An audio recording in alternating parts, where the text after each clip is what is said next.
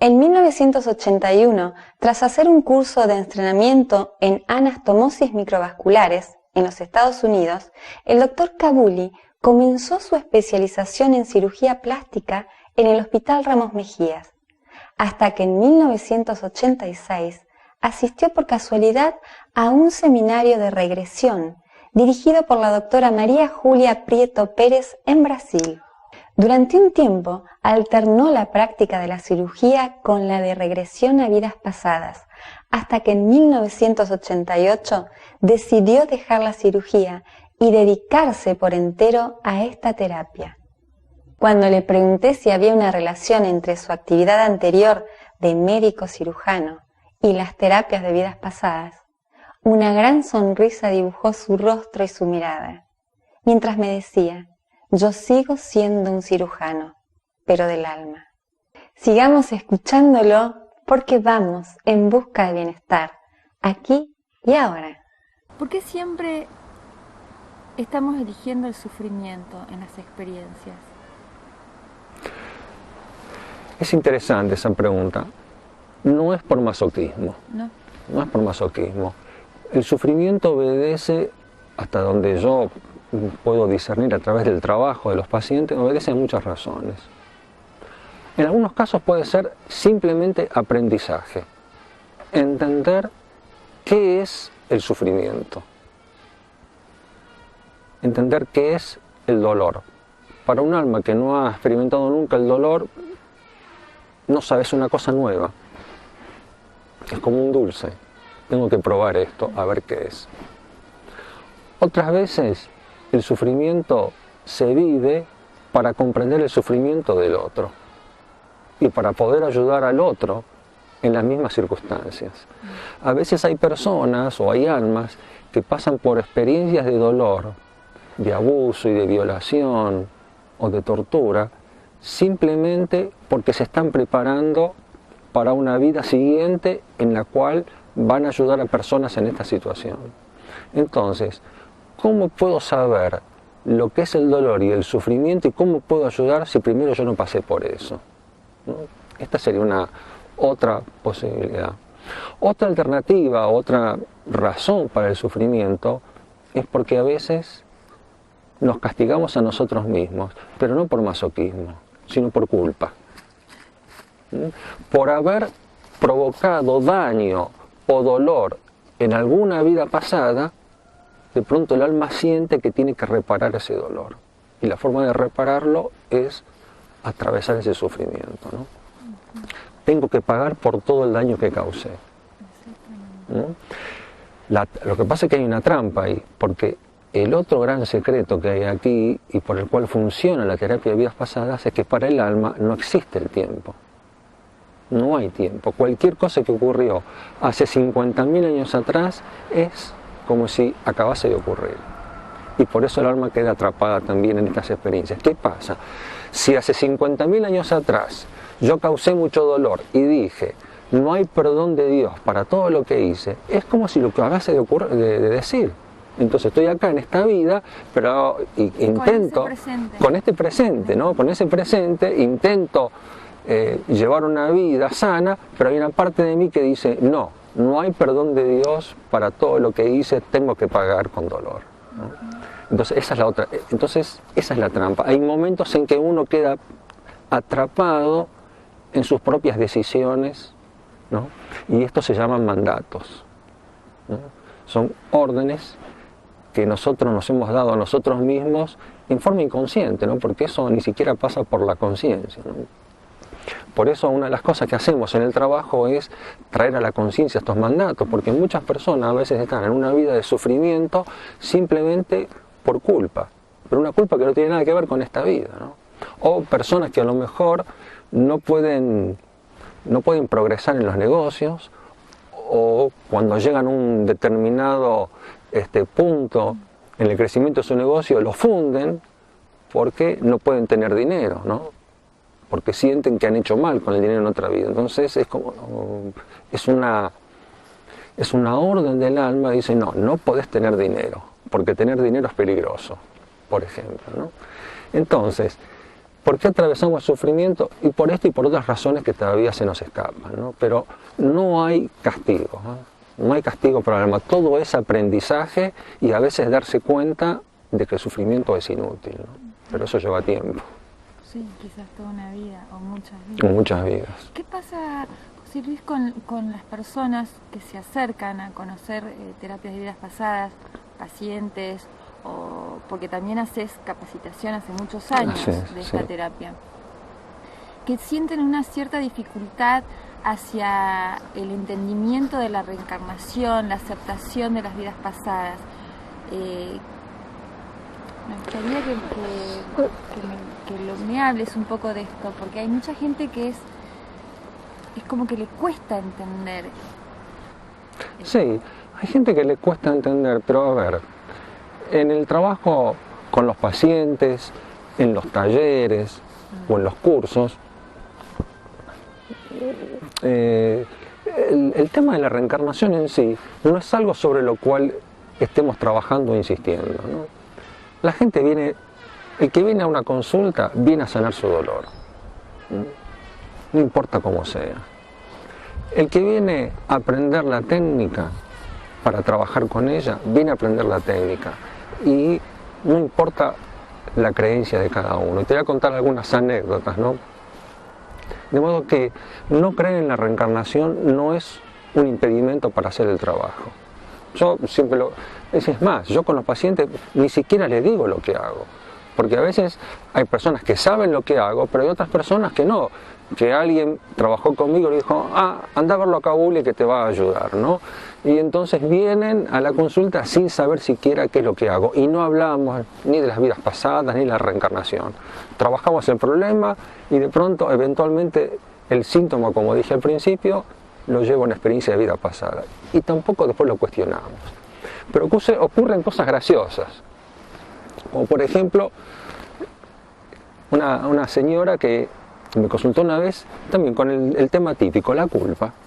Una culpa que sentía desde que era niña. Cuando alguien te dice que tiene un problema y te dice que lo tiene desde siempre, nos está diciendo desde siempre puede significar desde que nació o desde otra vida. Y si un chico de poca edad ya tiene un problema de estos y vive con culpa, eso no es de ahora, eso viene de antes, ¿no? Bueno, en este caso, esta señora sentía esta culpa, ¿no? Se sentía culpable. Trabajando con la regresión, ella está en una vida en la cual muere en el Coliseo romano, se la comen los leones. ¿Por qué está ahí? Por cristiana.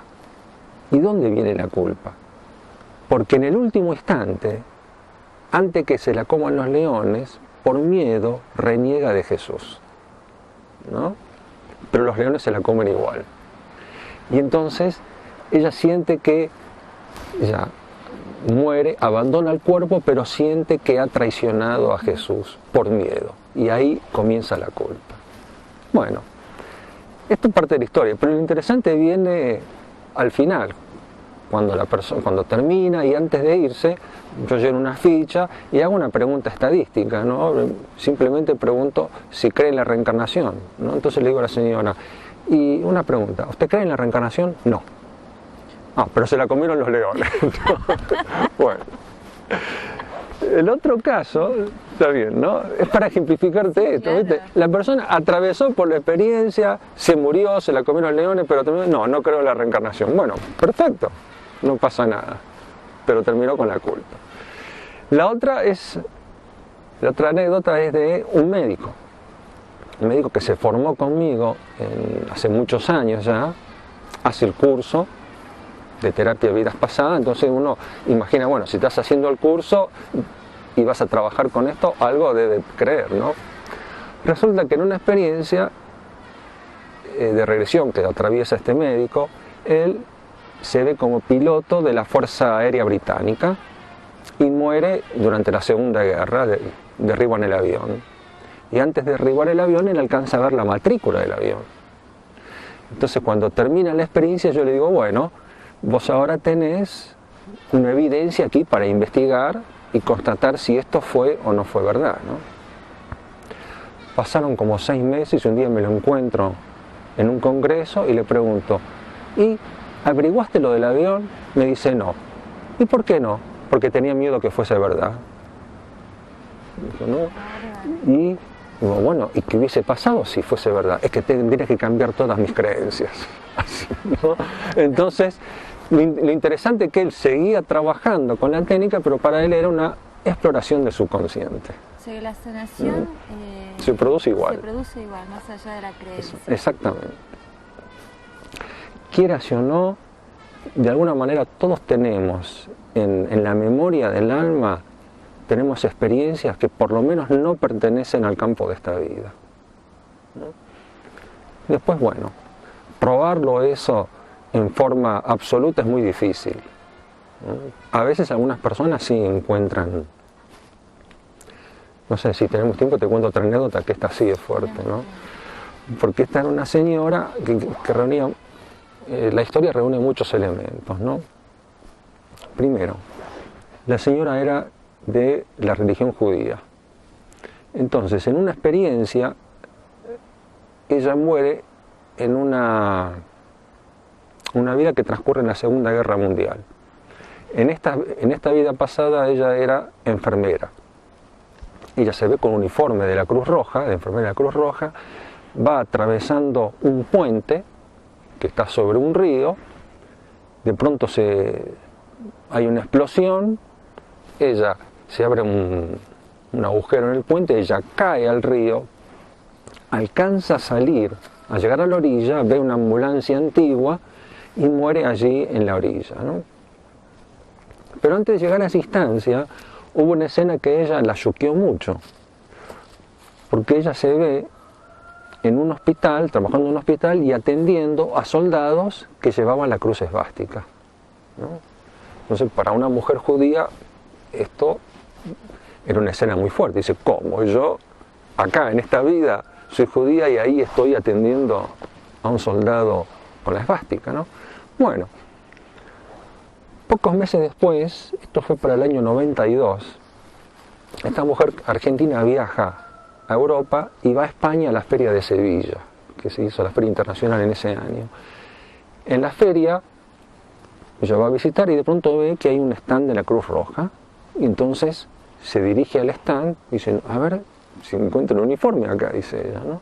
Y de pronto resulta que estaban en exposición todos los modelos de uniforme de enfermera que había utilizado la Cruz Roja, y encuentra el que ella había utilizado, reconoce el que ella vio en la regresión, ¿no? Que no era el uniforme actual. Luego, de España, se toma un avión y se va a Hungría, a Budapest, ¿no? Nunca había estado ella en Budapest. Cuando llega a Budapest, dice, fue a aterrizar y empecé a sentir una conmoción interna, decía, ¿no? Una emoción muy profunda que no entendía. Iba con su marido. Entonces, va al hotel y ahí hay un detalle que yo me debo mencionar. Cuando ella muere en esa experiencia, ella ve cómo sale del cuerpo y se eleva, ¿no? Y ve el paisaje, un paisaje llano, ve el río y un paisaje llano. Cuando ella llega a la habitación, al cuarto de ese hotel, del hotel, abre las ventanas y dice, pero este es mi paisaje, ¿no? Y ya ahí, bueno, la emoción iba aumentando, ¿no? Entonces salen a hacer el City Tour famoso, ¿no? Y claro, Budapest está llena de puentes. Entonces está el guía ahí explicando y de pronto ella se pone como loca a gritar, ¡ese es el puente donde me morí! Así, ¿no? Entonces, claro, todas la miraban como loca, ¿no? Pero ella le pregunta al guía, le pide datos, dice, a ver, dice, ¿no hubo una explosión acá, un bombardeo, algo? Y entonces el guía le dice que sí, que efectivamente, en finales de la Segunda Guerra, no sé si fue abril o mayo del 45, las tropas alemanas estaban huyendo, se estaban retirando, huyendo de las soviéticas, y para no ser alcanzados, dinamitaron 6 puentes en el mismo día, a plena luz del día, ¿no?